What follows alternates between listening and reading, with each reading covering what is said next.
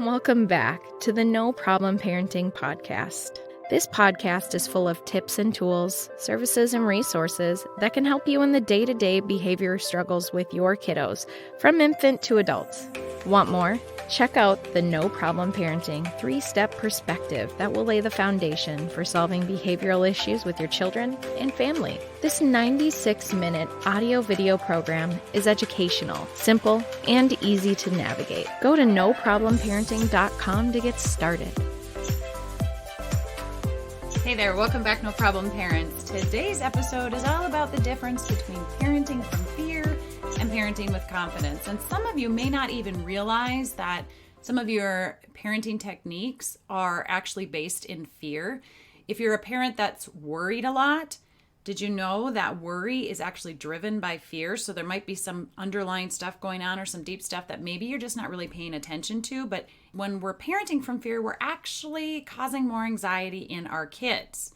And so it's unintentional, it's repairable, and you can actually deal with and overcome that and become that confident leader that I say your kids crave you to be. So stay tuned. I'm going to give you 15 ways that fear or worry show up in parenting. And then I'm going to give you 15 ways that confidence shows up in your parenting. And then at the end of the episode, I'm going to make my big announcement of a free resource that's going to be coming out to you September 20th of this year, 2022. So stay tuned. Okay, so without this sounding too doom and gloom, you guys, I want you to just listen in. I'm going to go through each of these 15 ways that fear shows up in our parenting. And I don't want it to be doom and gloom. It's just a fact of life, right? These things show up. And when they do, they're signals to us that we're parenting from fear. Did you know that worry is driven by fear? Worry's roots are actually insecurity. And insecurity is driven by fear. But concern, the opposite of that, concern is driven by care, right? Concern's roots are based in confidence. So let's get started with the things that we do as a parent that tell us that we are being worried or we have some insecurities that we need to pay attention to. Number one, and these are in no particular order, okay? But number one, we rescue and we hover. We don't want our kids to feel the discomfort of their actions, so we try to make it better for them and we rescue and hover them.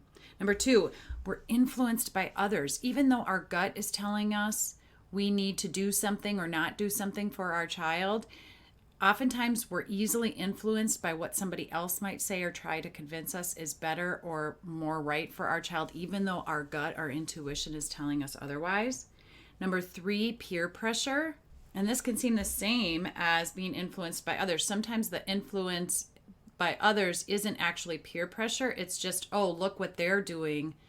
I should probably do that because in my mind, they're the ideal parent.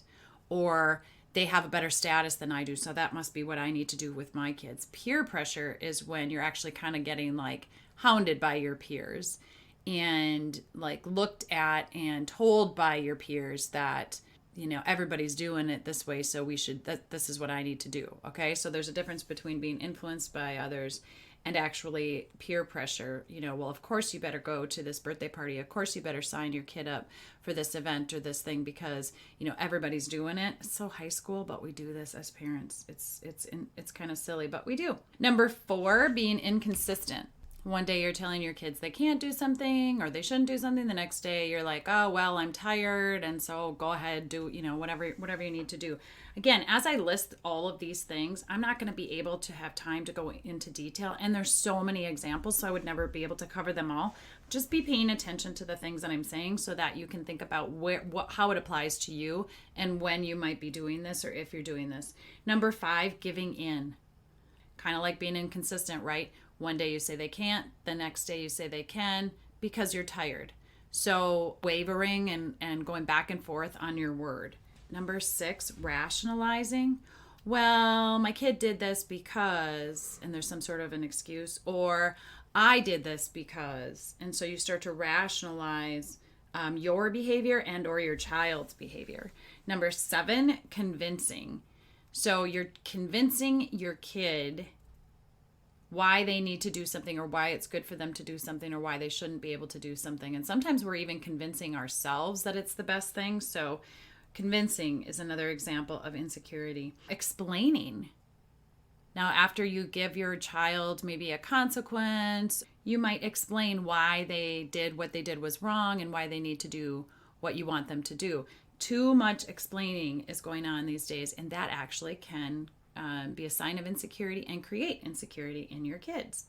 Number 9, defending yourself. There's oftentimes no reason to get in a battle with your kids and defend your decisions or defend your boundaries or your rules, but also defending yourself to others or defending your child's behavior to others. So that can be a sign. Number 10, resisting. Resisting and resistance are big signs of insecurity. You're protecting yourself in some way, shape, or form, and that's likely based in fear. So think about what things you're resisting. Again, there's a bazillion of them, so I can't go into all of them in this episode, but what are you resisting? And are you typically resistant to new suggestions, to ideas, to relationships? Number 11, ignoring.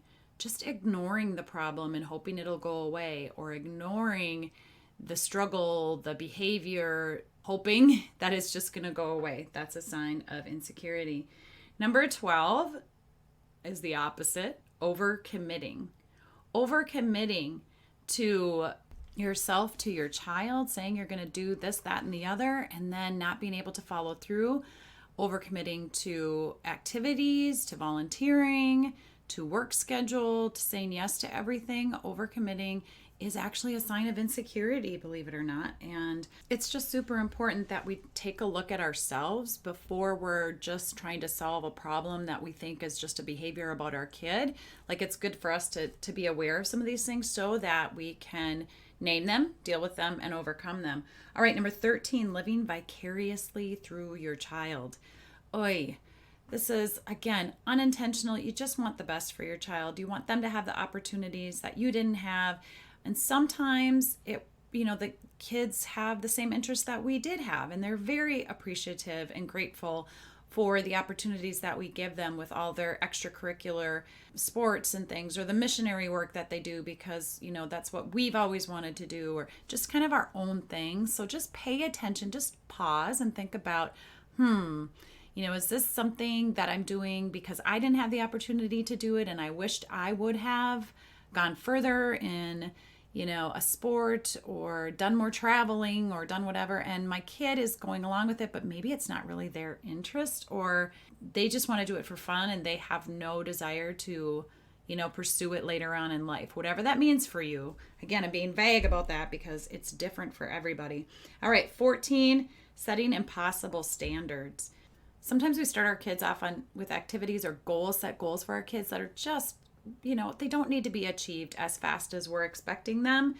And sometimes the standards that we set for them are just, the bar is too high. Whatever, again, that means for you, think about, are you setting impossible standards for your kid to achieve? And is that why you're butting heads on things, or is that why they're misbehaving? And then number 15, blaming others, blaming our kids, blaming ourselves. Any and all of the above. Think about, are you, when there is a problem or a behavior or some kind of situation that is uncomfortable, are you blaming? That's another big sign of being insecure or parenting from an insecure place. So maybe write each of these 15 down on a piece of paper, go back and listen to them again, write them down, circle the ones, or write maybe a little note next to them, 1 word or 2 words of something that you want to pay attention to and look at, so that you're like, I think this is some insecurity coming through. There's some fear-based parenting happening in these different areas.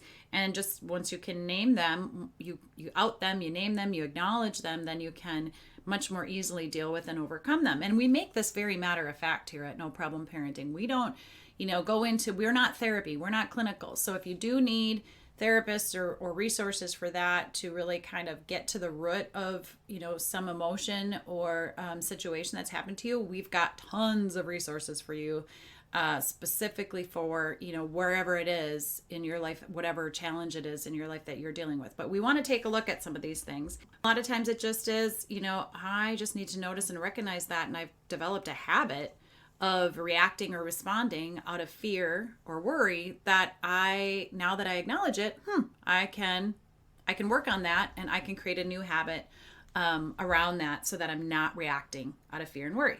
All right, let's look at confidence. Confident parents encourage and lead with empathy. And I know empathy seems like a buzzword, but really leading with understanding, seeking first to understand. That's step 1 of No Problem Parenting. You learn all about that in the online course.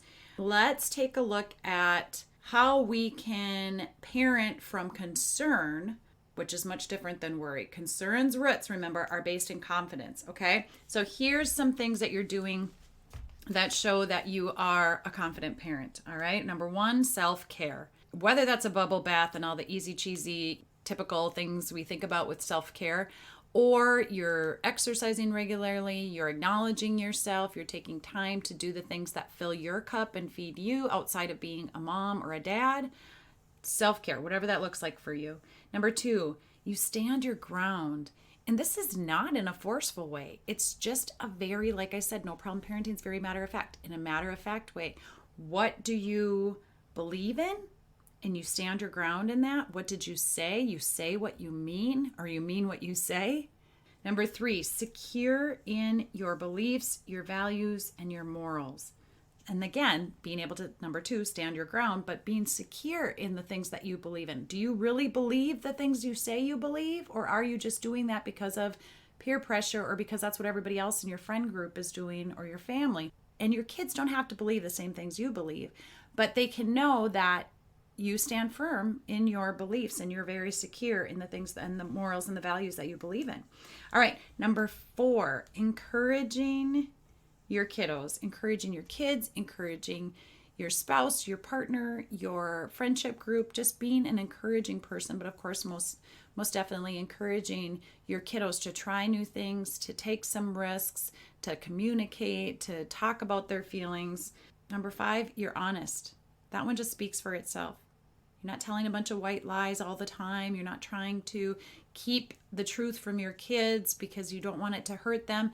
You'll figure out a way. No Problem Parenting, we can help you do this. If you need to tell a truth about something, but you're not sure to how to have that conversation with your kid because you think they're too young for them to know the truth, we'll figure that out. But being honest is super important so that your kids know that you're a truthful person. How can they be a truthful kid if mom and dad are kind of always telling these little white lies or skirting around the truth? All right, number 6, set expectations and you follow through. Again, your words are gold. Number 7, ownership of your mistakes. Taking ownership of your mistakes. We're not perfect. Parents, none of us are perfect, right? So when we make a mistake, we want to own up to it. And we want to help our kids follow through and own up to their mistakes.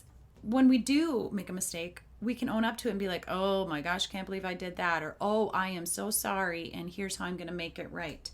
Remember, we talk about the make it right technique. Go back and listen to that episode for more information on how to make it right. But we need to be able to model owning our mistakes and owning our behavior. All right, number 8, acknowledging our kids' feelings, acknowledging our own feelings, acknowledge their successes, acknowledge the good things that they're doing, the little tiny good everyday, day in and day out things that they're doing, just acknowledging and noticing our kids. All right, number 9, listening and hearing, which are kind of 2 different things, right? Listening to our kids and actually hearing what they say. Do you put your phone down when they're talking to you? When you ask them a question, are you really fully attentive and waiting for the answer? Or are you retaining the conversation? Are you really listening and hearing your kiddos? Number 10, allowing kids to make decisions, even though you might know better, right? So a confident parent allows their kids to make decisions, even when we know the outcome isn't going to be as great as if they would just do it the way we suggested. So allowing our kids to make decisions. Number 11, being curious. Confident parents are curious about their kids. They're also teaching curiosity, wondering about why your kid might have done something the way they did it, why they're interested in something that you have absolutely no interest in. being curious about your kids. It also helps us stay in our thinking part of our brain when we're curious versus being in our reactive brain, the fight, flight, or freeze part of the brain. So confident parents are curious. Number 12, thoughtful.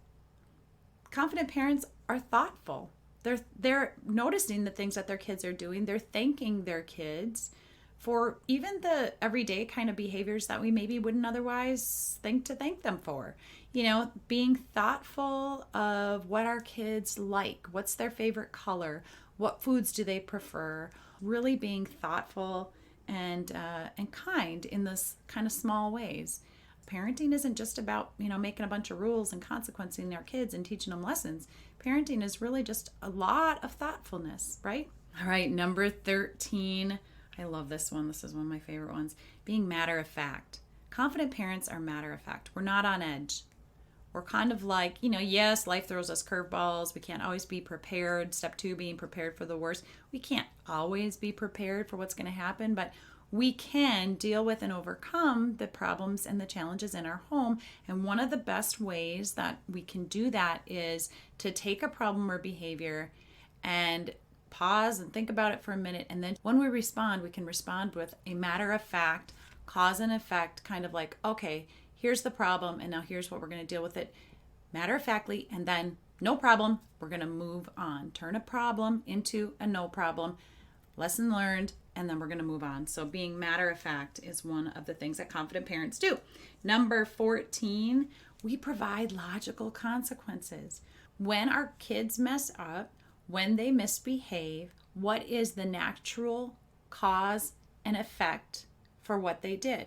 No problem parents, confident parents don't do punishment. We just don't do punishment. Punishment is rubbing salt in the wounds. It's making a kid pay for something that they did wrong versus having them learn and make up for and make right something that they did wrong or a problem that they caused for someone else, which that applies to adults as well. Okay, number 15, unconditional praise, and I add conditional praise. So confident parents give equal doses of unconditional and conditional praise.